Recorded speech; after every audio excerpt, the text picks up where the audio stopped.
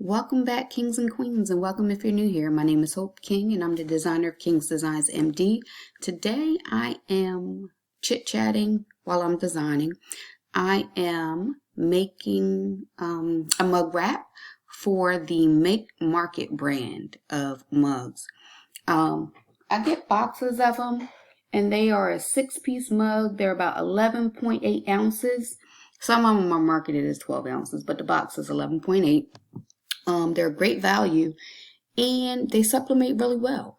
So for people who want an alternative to a Cricut mug, that's a great option.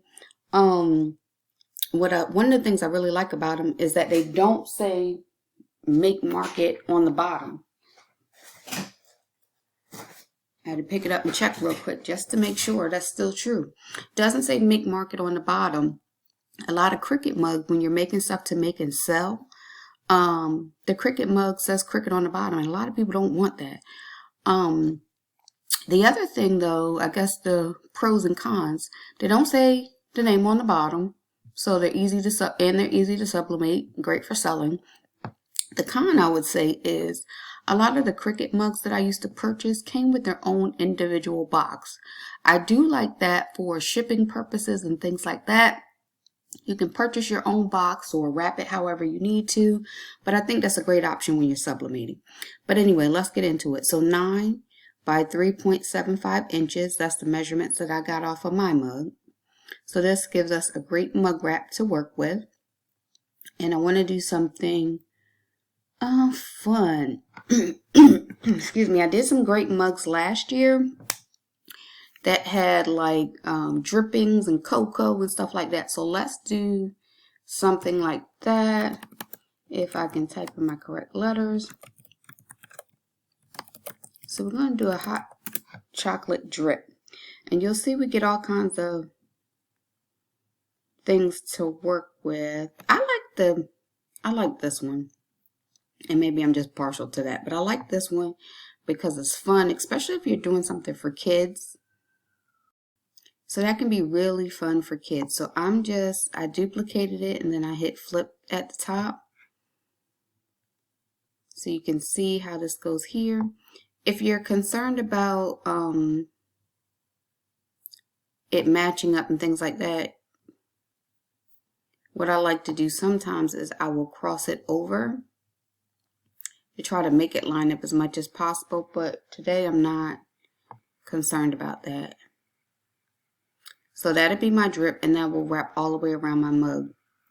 Now, you can do something fun at the bottom. You can make it look like ice cream. So let's say I said hot chocolate to begin with, but let's just play around.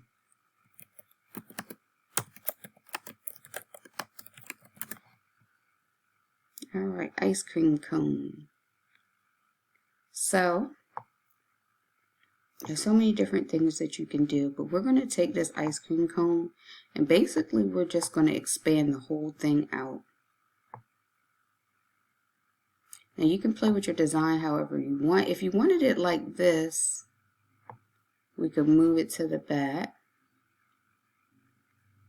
And then you can actually see the sides where it looks like a cone. You could do something like that. Or you can expand it all the way out so it's just the cone that goes around. So I'm going to duplicate this because sometimes I like to have options.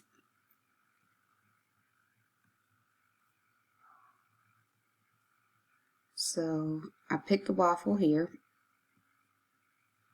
I'm going to pick this color to go in the background. Chose a lighter color. Now if you expand this out, it's now 3.8 by 3.8. Going to move it backwards, and I can duplicate this and duplicate it again and send them both backwards, and now it looks like I have a consistent waffle cone. I just wonder why I have one piece here. Move it forward. Okay, so now I basically have a consistent waffle cone throughout. You can print this on your sublimation printer and you're done. I mean, essentially you press it on your mug and you're done. That's why a lot of people love sublimation, because it's quick and easy. The other thing you can do is print it on water slide. Some people like to use water slide paper, spray it with several coats of Mod Podge spray. I mean, it takes probably about 3 or 4 coats. But what ends up happening is it gets almost like a rubbery texture, and then you know that's a good texture to work with. There's some great videos on how to apply it. Once you've done that, you can put it on backwards, which I've seen a lot of people do, and it makes it so much easier.